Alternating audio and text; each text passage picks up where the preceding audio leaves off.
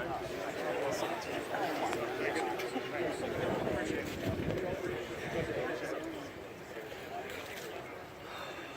y'all hear me in the back? Is that a yes? Yes. Okay. I want to talk to you today, building on Colonel Thompson's comments, in that this is the Task Force 2505. It is unique in the 82nd Airborne Division. It is no other unit that has the concerted historical background and record of you people here. And if you don't know that, you really need to learn it, because it's a large part of what you are and what made these old guys and what made the old guys way before us. And when you're back here 30 years from now, why you were coming back 30 years from now. When I was a second lieutenant in the 82nd, I was in a formation just like you guys are. And talking to us in the old 2505 area was General Ridgway, General Gavin, and a bunch of the NCOs and lieutenants from World War II, Normandy. And they talked about what it meant to have the 505 and what it meant to the Army and to the nation as a whole. And basically, that's to a degree what I'm doing to you today.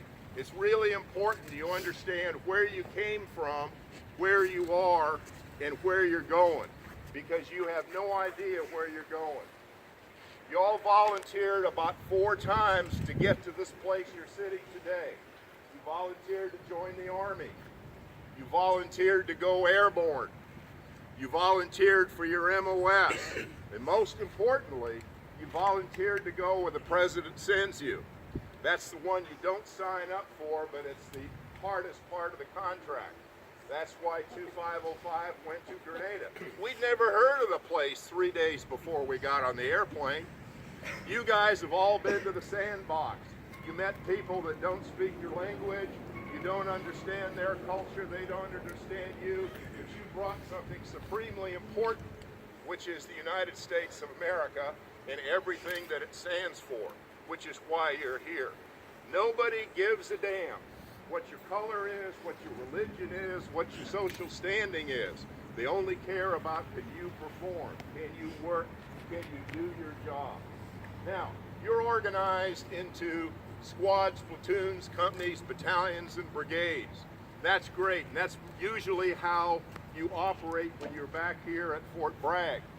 But if you've been shot at seriously, you understand, as General Marshall said, the World War II Army historian, all combat is small unit.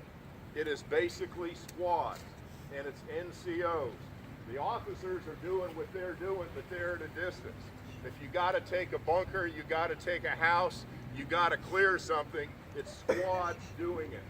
Normandy invasion had 140,000 people landing at the same moment on the 6th of June. But success rested on all the squads inside it. It wasn't platoons, companies, and battalions that was assaulting objectives and making a difference. It was squads. My lesson here, as I dealt with the guys you see behind you, is that know your job. Your NCOs are the most important thing in the structure. The officers can go away, but if the NCOs fail, the task force fails. It's that simple. So pay attention. You think, well, gee, we're not going to war, we got the parade and all that. You never really know. In my unit, I had a medic who had been 2 weeks out of the med school who was working on a sucking chest wound 2 weeks later. So you never know what's going to happen or where you're going to go. It's important that you understand what you bring with it. You've got a huge history behind you. Everything from World War I to World War II and on forward. And us guys here, Grenada, 30 plus years later. All of you that are deployed to Iraq and Afghanistan, that's your war for the moment. But you're all young. We could have other wars in other places or other requirements. And when you get those, you got to go and you got to be able to do it. You represent much more than yourselves. You are part of something much greater than yourselves. That's why you're here. That's what makes you work. I need a training aid. You're my training aid. Stand up. Over here. Come on, LT. Turn around.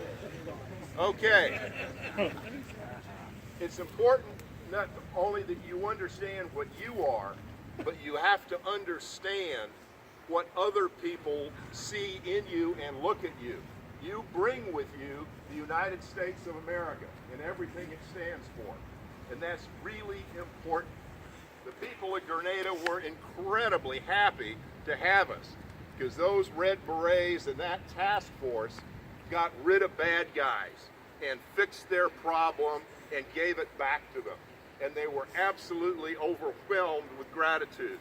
If you go to Normandy today, almost 75 years later, the school children and the third generations of the Frenchmen that were alive on D-Day will come up and glom all over you in gratefulness for what the task force brought to them.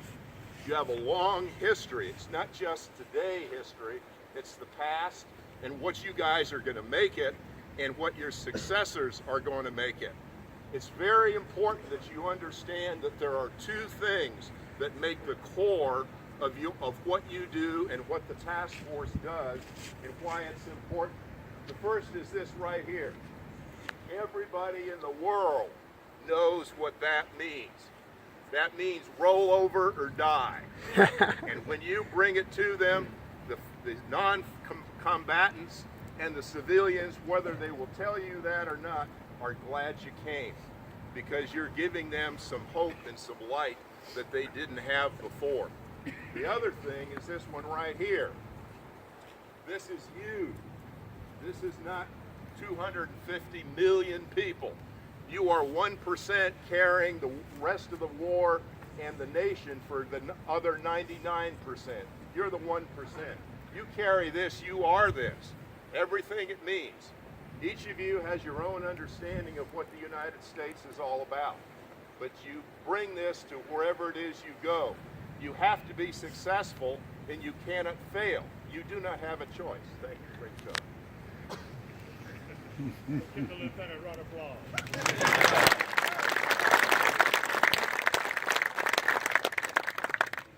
My point in all this is that you're part of something much larger than yourselves. You may not realize it at this moment, but we hope you do, because you're going to be out of uniform a lot longer than you're going to be in uniform, as these can all attest. But everybody that's back to your rear, these old guys, had a life-changing event as being part of this organization and what they did. It made a huge difference in their lives. It will make a huge difference in your life. It's important that you understand that, you know your job, and you understand the burdens that you carry, but you carry it with the Red Beret. And as General Gavin told us, the United States needs a good airborne organization more than it has ever done in its history. And it's counting on the 505 to be that unit. You have no idea where you're going to go next, but you will go somewhere, and you will perform, and you will do great, because you can't do anything less. It's that simple. Thank you.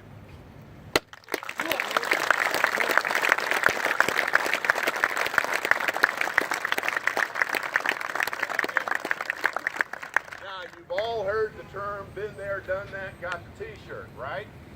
Well, y'all have been a lot of places you probably didn't get t-shirts from where you were at. But we got a t-shirt when we left the island of Grenada 30-odd years ago, manufactured by the locals, as you can tell in the quality. This is the t-shirt.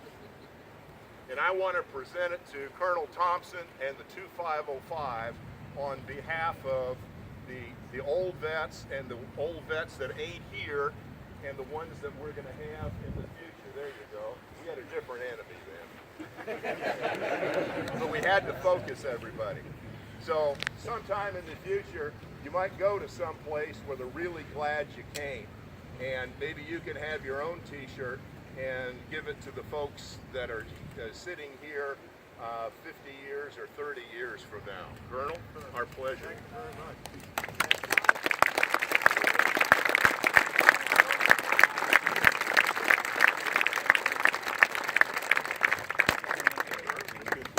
Bragg, a ambos de la Guerra Fría.